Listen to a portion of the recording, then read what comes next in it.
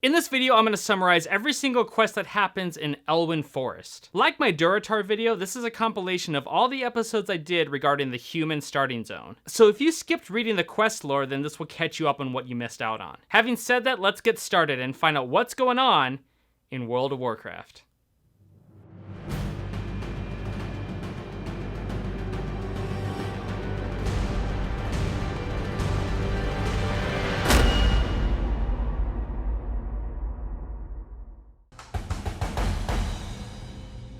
We're jumping all the way across the ocean from Kalimdor to the Eastern Kingdoms to a little place called NORTHSHIRE. This is the starting zone for the humans, and it's in a bit of trouble. You're a new recruit directly from Stormwind, the Alliance capital. Upon arriving to NORTHSHIRE, you meet Marshal McBride. He tells you that the Blackrock Orcs have managed to sneak into NORTHSHIRE through a break in the mountain. McBride's soldiers are doing the best that they can to push the orcs back, but he thinks that they're going to be overrun pretty soon. He wants you to help the soldiers by killing 6 Blackrock wargs. Now, in regards to this quest and the ones to follow, we're going to be taking a look at the west and northwest areas of NORTHSHIRE. So you head out, you kill the 6 Blackrock wargs. Then you head back to McBride to report. McBride says that you bought them a little bit of time, but now they've got an even bigger problem to deal with. He says that the orcs aren't fools and they've been sizing everyone up through their spyglasses, making sure that when they attack, it'll be to their advantage. McBride wants you to take the fight to them by killing 8 Blackrock spies. So once again, you head out and you engage with the Blackrock spies until you've killed 8 of them. Then you head back to McBride to report. McBride says that you've done a really good job and that maybe it's a good time to start your training. Not like you already, went through training in Stormwind, but here we go. McBride received a message from Sergeant WoW stating that the Blackrock Orcs have hired goblin assassins. They ambushed the battalion behind the Abbey, and Sergeant WoW has asked for a hero to be sent to help out. Marshal McBride wants you to find Sergeant WoW and find out how you can help out the situation. So you head out to find Sergeant WoW, but wait, do we really need the motorcycle? Much better. Upon finding Sergeant WoW, you confirm that the goblin assassins are real, and Sergeant WoW doesn't want to send more soldiers out to die, so he needs a volunteer, someone willing to risk their life, and this is where you come in. Now, Sergeant WoW asks if you've ever seen a goblin before. He calls them wretched little green monsters that only love 2 things, gold and themselves. Now, the orcs in fact did hire them to kill off Alliance soldiers. Sergeant WoW wants you to kill 8 of the goblin assassins located in the fields to the north. Now, next to Sergeant WoW is Brother Paxton. He's walking around helping the soldiers by giving them a couple heals now and then. When you talk to Brother Paxton, he starts preaching to you about the Holy Light. After that, he wants you to take a prayer book to the field in the north. And once you're there, he wants you to use it to cast the Light's healing touch on injured soldiers. So now it's time to make your way to the north. You kill 8 of the goblin assassins and you heal 4 of the injured soldiers with the book. Then you head back to Sergeant WoW and Brother Paxton. Brother Paxton hopes that now you understand the power of the light. And he comes off as this radical individual because he's all like, "The light giveth hope, brother. The light taketh from the darkness. Blessed be the light." And that's it. He doesn't thank you, he just goes back to helping out the soldiers. Upon returning to Sergeant WoW, he says that the goblins will think twice before taking another mercenary jobs from the orcs after what you just did. Sergeant WoW tells you that you've done an excellent job and that the area is now clear. He tells you that they'll take care of the remaining stragglers. He wants you to report back to Marshal McBride in front of NORTHSHIRE Abbey and tell him that the goblin situation is under control. Marshal McBride says that with your help, they've been able to secure the northern and western sectors of NORTHSHIRE. But they still have a rather large contingency of orcs in the east, and they've started to burn down the forest. Marshal McBride wants you to head east across the river and into the vineyard and kill the Blackrock Orcs and take their weapons as proof of their demise. And you'll be collecting 8 of them to be exact. On your way out, you run into Millie Osworth. Now, she's the owner of NORTHSHIRE Vineyard. She says that times like these make her long for when the Defias were still around. They occupied the vineyard before the Cataclysm opened up a pathway from the burning steppes, allowing the Blackrock Orcs to pour into NORTHSHIRE. The vineyard is all that Millie has left, and she asks you to take her fire extinguisher and put out 8 fires that the orcs started. So you head out to the vineyard, you kill the orcs and take their weapons as evidence. You also extinguish the flames that are burning down the vineyard. After that, you report back to Millie and McBride. Millie says that you're truly a hero of the Alliance. And even though that there's nothing left of the vineyard, she has hope that she can rebuild it. Marshal McBride says that the Blackrock Orcs will fall now that their main force is defeated, and that only one more task remains. McBride tells you that the orcs are led by a savage beast named Kurtok the Slayer. He's responsible for the invasion of Northshire, and must be killed if there's to be any peace in the valley. McBride wants you to kill him before they can prepare another assault. So you head back to the vineyard area. You find Kurtok and engage him in a vicious fight. After you kill him, you head back to McBride. Upon returning, Marshal McBride says that the valley is safe once again. He also mentions that he'll send peasants to attempt to seal the passage so that orcs can't enter the territory again. He says that you're a hero with proven interest in the security of Northshire, and are now tasked with the protection of the surrounding area of Elwynn Forest. If you accept this duty, then McBride has a task for you. He's prepared papers for Marshal Dugan in GOLDSHIRE, located south past the border gates of Northshire. On your way out of the valley, you run into Falcon Eisenstrider. He tells you that every adventurer should rest when exhaustion sets in, and that there's no finer place to get some R&R than at the Lion's Pride Inn located in GOLDSHIRE. He says his friend, innkeeper Farley, is the one who runs the inn, and that if you tell him that Falcon sent you, he may give you a discount on food and drink. So you make your way to GOLDSHIRE to find Marshal Dugan and the Lion's Pride Inn, and find out what adventures await for you. So Durotar was very linear in how it did its quest. I mean, you went from here to there, and it really simple. Elwynn Forest, not even close. It's more like this. It's a complete mess. So we're gonna be running around left and right, but the main central area is GOLDSHIRE, and it's not a safe place. I mean, you're gonna learn really quick how bad the whole forest really is. But the very first thing you end up doing when you arrive to GOLDSHIRE is you visit the Lion's Pride Inn. You quickly notice why that one guy was trying to promote the inn, because it's pretty dead inside. But Innkeeper Farley asks what he can do for you. So when you mention that you're tired, he says, "Rest and relaxation for the tired and cold. That's our motto," which is a really crappy motto. I mean, you're not gonna get any business with that. I mean, there's a reason why there's nobody in your place. Just saying. So you get some food and drink from him and you go on your way. But the man in the corner asks if you have a moment to spare. His name is William Pestle, and he owns an apothecary in Stormwind with his brother. Now he's looking for candles, primarily for their wax, and he says that the kobolds in the mines have them. And those mines happen to be located in the south and in the east of GOLDSHIRE. Now he's hoping you can bring back about 8 of them if you have the time to spare. Outside of the Lion's Pride Inn, you find Marshal Dugan, and he's really curious about what Marshal McBride from Northshire has to say. Now the letter you were instructed to give to Marshal Dugan says that you've been awarded active deputy status within the Stormwind Marshals. So congratulations on that. You're awesome. And Dugan wishes you luck on keeping Elwynn Forest safe because he says there's no picnic around here. He mentions that the mines up in Northshire, which we really never got to explore, aren't the only ones that are in trouble. Dugan has reports that the Fargo Deep Mine in Elwynn Forest are infested with kobolds. Kobolds? Let's just go with kobolds. If you know the right pronunciation, just comment down below. Now he wants you to investigate to see if the rumors are true. Fargo Deep Mine is located south of GOLDSHIRE between the Stonefield and the McClure homesteads. On your way out, you run into Remy 2 times. Now he's from a place called Redridge out in the east, and he's come here looking for business. Now he mentions this to you twice, that's why he's called Remy 2 times. Just go talk to him in game, you'll see what I mean. Now he's concerned about the growing murloc problem in the surrounding area. They've been swimming upstream in Elwynn Forest, and they've been scaring away all the fish and also attacking the villagers.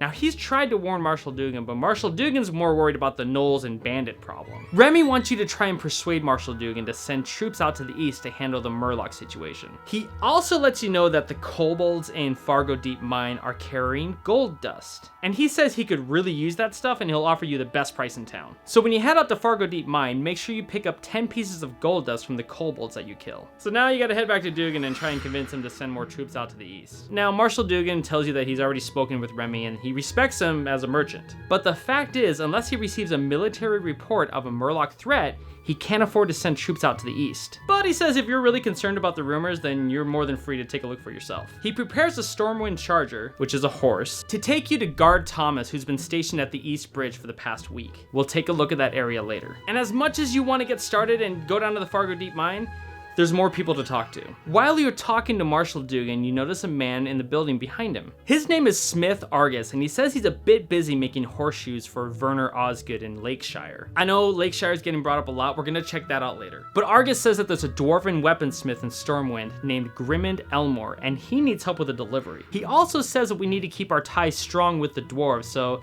this might be a good thing to do. Grimmond Elmore is located at a weapons shop in the Dwarven District in Stormwind. Now, Argus also mentions that he doesn't get a lot of aid, but he does have a contact that helps supply him with armor. His name is Osric Strang, and he's located in his shop called Limited Immunity in Old Town. And Argus wants you to bring him a note. So, now you need to go to Stormwind, and the fastest way to get there is to take a griffin. And Bartlett the Brave is the Griffin Master, and he's located just outside of the building. So you fly out to Stormwind to look for Osric and Grimmond. Once you land, you make your way to Old Town to find the shop Limited Immunity. Now you speak to Osric, who isn't surprised that Argus needs more gear because of the increasing number of recruits these days, also known as new characters being made. So he thanks you for bringing the note, and he gives you some money to cover your travel costs. Osric then prepares a crate full of surprise for you. He says you can speak to Dungar Longdrink, who's the Griffin Master over in the Trade District, and catch a ride back to GOLDSHIRE. But before we do that, we gotta go find Grimmond Elmore in the Dwarven District. When you find Elmore, he tells you that Gringor Stormpike, who's a mountaineer of Ironforge, commissioned Elmore to craft him a weapon. Now, the Stormpikes are a respected Dwarven clan, and they're well known for their very fine taste in weaponry. And Elmore tells you that the weapon is finished, but Gringor's really far away.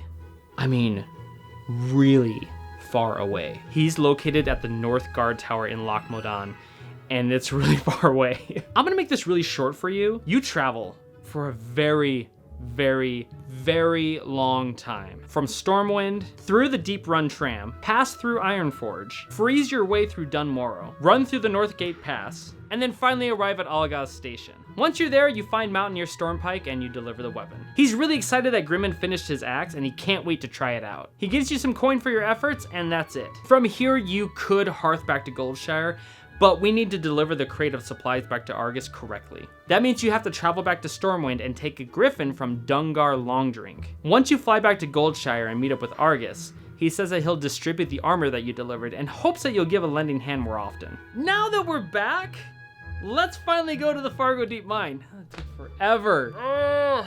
Do you see what I'm talking about going left and right? It gets worse. Once you're there, you kill kobolds and pick up 10 pieces of gold dust for Remy 2 times and 8 candles for William Pestle. You also travel deep into the mine to investigate it. After all that's done, you head back to GOLDSHIRE.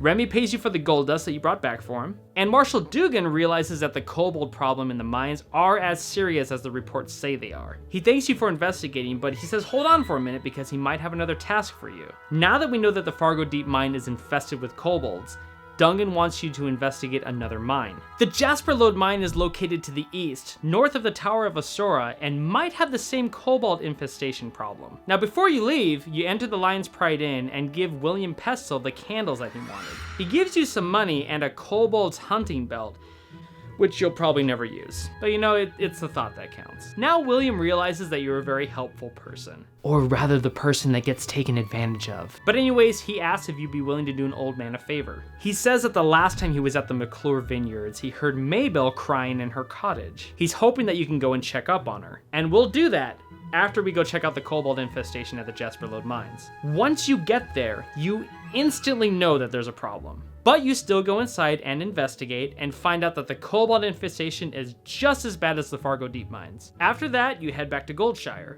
Now, Marshal Dugan thanks you for the report, but he is freaking out about the problem at the mines. And from the looks of it, GOLDSHIRE isn't safe like you thought it was. But it's not just GOLDSHIRE that needs help. The entire Elwynn Forest is in shambles. So, time to find out what's going on in the southern part of Elwynn Forest. Now really you're just heading down there to check up on Maybelle at the McClure Vineyards and see how she's doing. Now when you get there, Maybelle is very flattered that William asks you to go check up on her. Now she says she's cursed because her heart belongs to Tommy Joe Stonefield. But why would that be a curse? Well, the problem is that her family and the Stonefields, they don't get along. This is a straight up Romeo and Juliet situation. Now, Maybelle wants you to take a letter to Tommy Joe, who can be located by the river west of Stonefield Farm. On the way to see Tommy, you have to pass through his family's farm. And oh man, they have their share of problems. Ma Stonefield says that the Blackwells have a prize-winning pig named Princess. And I mean, this pig is huge. And it only got that way because it was eating all the veggies from Stonefield Farm. Ma says that Princess is here right now and wants you to kill it and bring back its collar as proof that it's dead. And if you do so, you'll get something in return. Also, Auntie Bernice Stonefield has a problem of her own. She lost her necklace and thinks that someone named Billy McClure over at the McClure farm took it. Now, Billy is usually hanging around his family's farm, so she wants you to go back over there and confront him so you can get the necklace. All right, so you got two things you gotta do. You gotta go kill Princess, and you also gotta go to Billy and get the necklace. But before you do those things, you gotta go talk to Tommy Joe. When you get to Tommy, he's really eager to read Maybelle's letter. Now, Tommy can't stand being away from Maybelle, so he wants you to talk to his grandma. Like, that's gonna fix anything. But he figures that if anybody can find a way to bring them together, she can.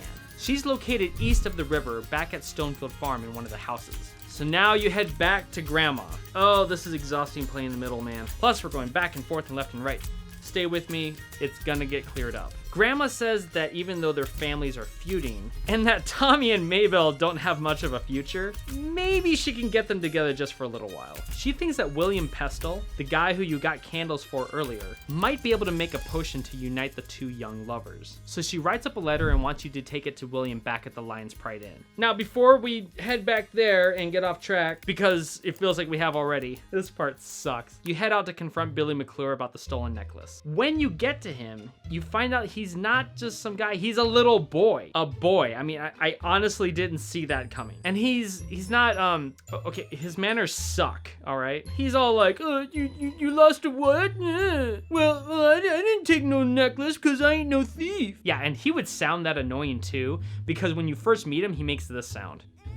Ugh. Anyways, he says he might know who stole the necklace, but he says he's too hungry to remember. So he wants you to go back to Stonefield Farm and have old Bernice make him some pork belly pies. So wait a minute, just hang on a second. The lady who thinks this kid stole her necklace, he wants her to make him some pies. Wow. Kid, you've got some nerve. I'm legitimately like angry about this, and the kid isn't even real. He's just an NPC. But he says if you get some boar meat from the boars in the surrounding area, and if you told Bernice what they were for, then maybe she'll make the pies for him. So you head out and you kill boars until you have 4 pieces of meat. I can't believe we're doing this. In the process of doing that, you also kill Princess and get her collar. Then you return to Bernice and Ma at Stonefield Farm. Bernice is pretty pissed off at the idea of feeding a boy who stole her necklace, but she's like, I want it back. And if that's what it takes, then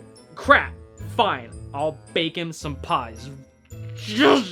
So she bakes the pies and hopes that Billy chokes on him. I hope he chokes on him too. Ma, on the other hand, is really happy that you killed Princess and rewards you with a new pair of bracers. But now it's time to head back to Billy. So when you get there, the little snot eats his pies and he's all like, oh, I think my memory's coming back to me. And this is what he tells you, all right? Get this. He says, I was playing near the Fargo Deep Mine and I think I dropped it. I mean, I saw the old lady's necklace. Don't ask me how it got there. It wasn't me. Uh-huh. So now we know that Billy is a friggin' liar. Anyways, he says that the gold-toothed kobold says he picked it up and we should go check it out. So you head out to the Fargo Deep Mine and find the kobold named Goldtooth. And wow, what do you know? He's got the necklace. I guess Billy was telling the truth on that part, but I still don't like him. So after you pick up the necklace, you head back to Bernice. And she's really happy that she's reunited with her lost item. And this is the great part. She says, thank you, and to take this, it was my husband's and it brought him luck. The problem is, she doesn't give you anything. Hey, Blizzard, might want to fix that. So now you want to head back to GOLDSHIRE to talk to William Pestle and see if he can make that potion for Maybelle. Once you get there, he reads the note from Grandma Stonefield and thinks that maybe there's something he can do for them. And he does, he figures it out. He says he can make an invisibility liquor for Maybelle so that she can sneak out of the vineyard and go visit Tommy Joe. But the drink needs crystal kelp in order to make.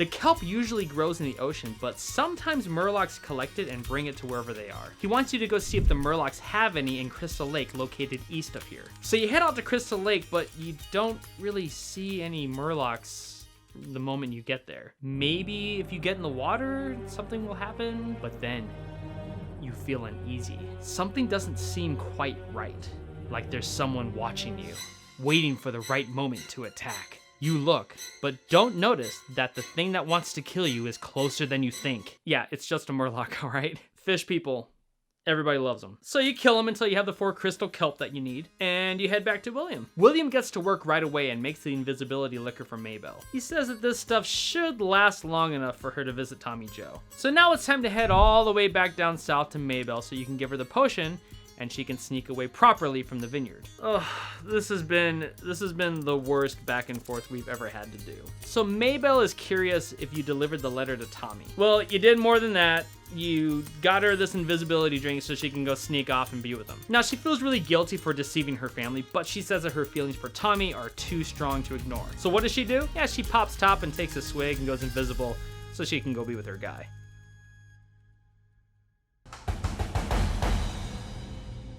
After your dealings with the farms, and I'm super happy those are done, you end up taking Marshall Dugan's offer by borrowing the Stormwind Charger and traveling all the way out to the east to meet up with Guard Thomas at the bridge. Once you're there, Guard Thomas tells you that the murlocs have settled around the eastern part of Elwynn Forest. He doesn't know why they're here, but he says that they're really aggressive and semi-intelligent. 2 days ago, he sent guards named Rolf and Malachi to investigate along the river, and they have yet to return. In order for Thomas to complete his report, he needs to know what happened to those men. So he wants you to travel north along the river and find those guards, or at least what remains of them.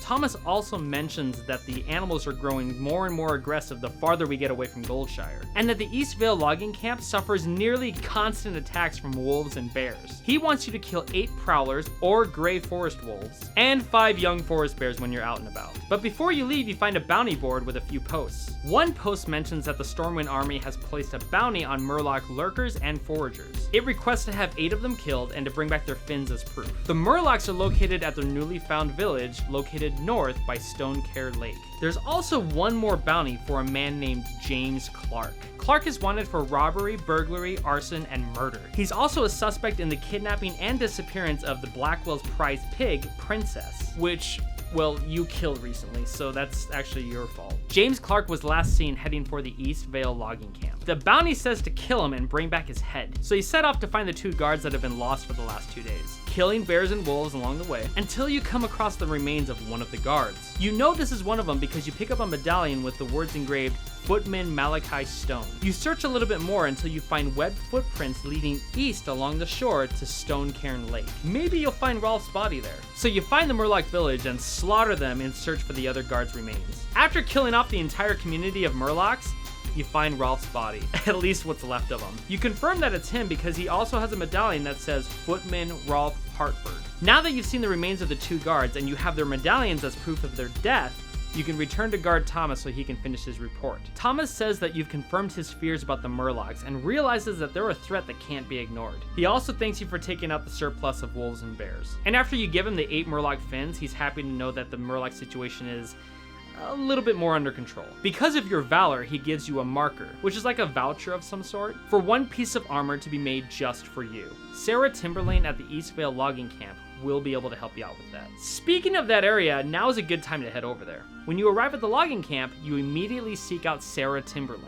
Now, she's been commissioned by the Stormwind Army to supply their people with cloth and leather armor, and that if you have a marker, then she'd be happy to make you something. So happens you just got that marker from Guard Thomas. She says feel free to pick your choice of armor, but the quest only gives you a studded arm protector, so not much of a choice there. But hey, it's free, right? Sarah mentions that the thugs in Elwynn Forest wear linen that she can use to make things. She wants you to bring her back 6 pieces of linen scraps so she can make you a red linen shirt. While you make your rounds around the logging camp, you find James Clark's hideout, which is wide open and presents no obstacle for you to walk on in and kill him. Feel really bad for those kids who had to watch that. Wrong place, wrong time. You not only get his head for the bounty, but you also find a note he was carrying for someone called the Collector. The letter contains a schedule for a shipment of gold from the mines in Elwynn Forest. The letter also reveals that the Collector can be found near the Brackwell pumpkin patch. As this sounds really important, you feel that you should talk about it with Marshal McCree located in the Eastvale logging camp. So you make your way over to McCree and you turn in the head for James Clark's bounty. You also give him the letter containing the information about the Collector. Marshal McCree says that they haven't had their people working in the ELWYM mines for months. And he's heard of this Collector guy, but he doesn't know who he's working for. McCree thanks you for bringing him the schedule and says that this will help solving the mystery. He says that if the Collector is taking gold from the mines, then he's stealing from the kingdom. So now he wants you to bring the Collector to justice and bring him back the ring that is mentioned in the letter that the Collector is wearing. That ring may tell you who the Collector is working for. After analyzing the letter a little bit more, McCree does say that the location of the Collector is at Brackwell Pumpkin Patch. So now it's time to head out, but before you do that, you run into Supervisor Raylan. Now Raylan's under a deadline for an order of lumber, and she's running out of time. The workers have already chopped down the wood, but the bears and wolves keep chasing them away. She wants you to go out and pick up 8 bundles of wood and bring them back so she can make her delivery. So let's go take care of that really quick. So you head out and pick up 8 bundles of wood in the surrounding forest. After collecting those, you head back to Raylan. She offers you 6 pieces of silver for your troubles, and thanks you because now she'll be able to deliver her order on time. Now, let's go find the Collector. As you head out to the Brackwell Pumpkin Patch, you run into a large group of bandits hanging out at Ridge Point Tower. Now this looks like a good opportunity to collect those 6 pieces of linen scraps, which you do, without a problem. After that, you head out to the pumpkin patch to look for the Collector, whose name happens to be Morgan, by the way. But he's not alone. He's accompanied by his buddies Serena Kaelden and Erlin Drudgemore. But now is the time to strike. You take all 3 of them on at the same time, and after the fight is done, you collect the ring from Morgan. After that, you head back to the Eastvale logging camp. You turn in the 6 pieces of linen scrap to Sarah, who makes you the red linen shirt, and also gives you a reinforced plate belt. A plate belt that's made from linen? I don't know. Let's keep going. You run to Marshal McCree with the ring and report that the Collector situation is under control. You're gonna love this. McCree tells you that the ring is a membership item from the old Stonemasons Guild in Stormwind. If you don't know who the Stonemasons are, look up Van Cleef. Great story, but not part of the quest lore right now. And he hasn't seen one of these rings in years. He actually hasn't seen one since back in the day when the Defias Brotherhood infested the lands. For killing the Collector, you get a pair of Stormwind plate gloves, as well as an 8-slot bag called the Collecting Bag. See, Blizzard knows how to use puns. This is good. Now that the Eastvale logging camp is secure, maybe it's a good idea to head back to GOLDSHIRE and rest up a bit. Once you get there, Marshal Dugan tells you that something's up with the Westbrook garrison. This is something you might want to check out. Dugan wants you to head out to the Westbrook garrison and report to Deputy Rayner. He says that there's been an increase in gnoll and thief activity, and Westbrook has requested the aid of soldiers, but there aren't any to spare. Looks like you're gonna have to be the hero again. Marshal Dugan also mentions that the neighboring area of Westfall has fallen to hard times. He says that with the threat of the Defias Brotherhood extinguished, the region has become a haven for the homeless and downtrodden. Crime has skyrocketed and everyone is fighting for shelter and food. He's also heard of stories of murder. If you're interested in helping, he wants you to report to Lieutenant Horatio Lane at the Jansen Steed. Guess we'll be heading to Westfall after we're done with Elwynn Forest. So now you head out to Westbrook Garrison and meet up with Deputy Rayner. Deputy Rayner says that if Marshal Dugan sent you, then that's good enough for him, even if you're not part of the army. He mentions that their situation is a desperate one to say the least. Gnolls have been infesting the borders of Elwynn Forest, and he says he's seen a large pack of them south of the guard tower, and another group of them has taken over the area of Stone Cairn Lake out in the east, which is where we just came from, so we're not gonna head back there. Deputy Rayner says that there's more of them than they can handle. He wants you to bring back 8 painted gnoll armbands to show that you've killed a good amount of them. Next to Deputy Rayner is a bounty board which says, Wanted, Hogger. Hogger is a huge gnoll that has overpowered any attempt to be captured. The board says to report to Marshal Dugan after killing Hogger for your reward. So you head out and kill the gnolls until you have 8 of their painted armbands. Then you come across Hogger. In the middle of the fight, General Hammond Clay, who is the High Commander of Stormwind Defense, shows up and takes Hogger captive, putting him deep in the stockades within Stormwind. After all of that's done, you notice a piece of parchment rolled up on the ground. Turns out that it's an old deed to an expanse of farmlands within Westfall. The deed is signed by a Theodore Furlbrow and co-signed by his wife, Verna. Now there's also something very interesting written on the back of it. We leaned on Furlbrow and got his deed. Thought it might be handy if you wanted to forge one of these for your own place. The Furlbrows won't give us trouble. Last I saw them, they were on their way out of Westfall, stuck with a broken wagon. Looks like you'll have to take a look into this. But first, let's get back to Deputy Raynor. Upon returning, he thanks you for taking care of the gnolls and offers you a pair of stone cairn boots as a reward. Now you need to head back to GOLDSHIRE to talk to Marshal Dugan for your reward for the whole Hogger situation. Once you get there, Dugan's pretty upset that Hogger's been placed in the stockades. He sarcastically says that it's an improvement, knowing that he and a whole army of gnolls are at his command directly under the city of Stormwind. Regardless, he gives you a pair of Stormwind guard leggings as a reward, and asks that you check in with the guards at the stockades from time to time to make sure everything's going alright. From here, you make your way into Westfall and look for Theodore Furlbrow and his broken wagon, along with the many adventures yet to experience. And that will lead us directly into Westfall, which is one of my favorite areas. But we'll save that for another time. So if this is your kind of content, consider subscribing to the channel. And a big shout out to the Patreon members for their support. If you'd like to help out with this project, then go ahead and check out the Patreon link down below. Also, feel free to check out any of my other quest lore summary videos. And with that, we'll see you around when we find out what happens next in the Tales of Azeroth.